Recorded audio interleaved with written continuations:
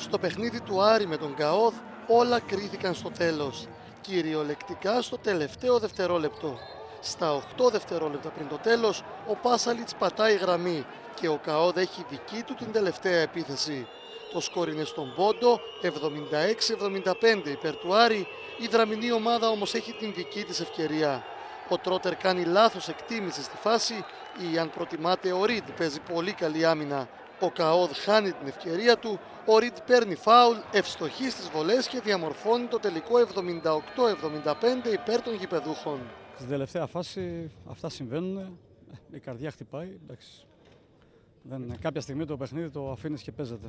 Ένα λάθος διάβασμα της αμυντικής κατάστασης από τον Τρότερ, το οποίο εντάξει, έγινε τώρα, δεν μπορούμε να αλλάξουμε τώρα. Εντάξει. Βιάστηκε λίγο να παίξει την αλλαγή, δεν είχαμε καλές αποστάσεις και μπερδεύτηκε.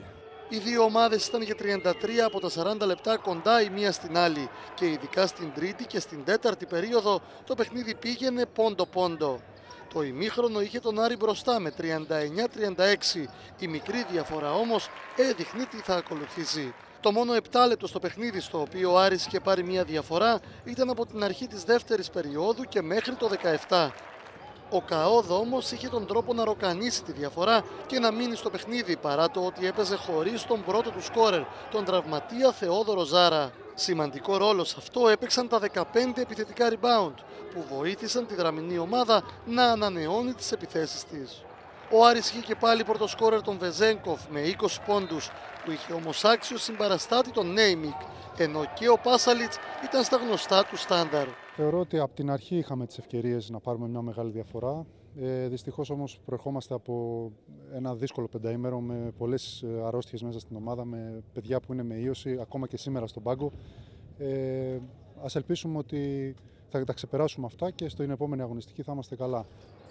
Από την πλευρά του ΚΑΟΔ, στο σκοράρισμα μπήκε πρώτος ο Όντομ με 12 πόντους, ενώ όσο περνούσε η ώρα, οι φιλοξενούμενοι έπαιρναν βοήθειες και από άλλους παίκτες, ενώ αξιοσημείωτη ήταν η άνοδος του Παπαμακάριου στο τέταρτο δεκάλεπτο. Με ουσιαστική προσφορά και ο Τσαλδάρης, που χειροκροτήθηκε από τους φιλάθλους, οι οποίοι δεν ξέχασαν τη θητεία του στον Άρη. Είναι μεγάλη ανταμοιβή. Έχω περάσει υπέροχα χρόνια και τα συναισθήματά μου θα είναι πάντα τα ίδια για αυτήν την ομάδα.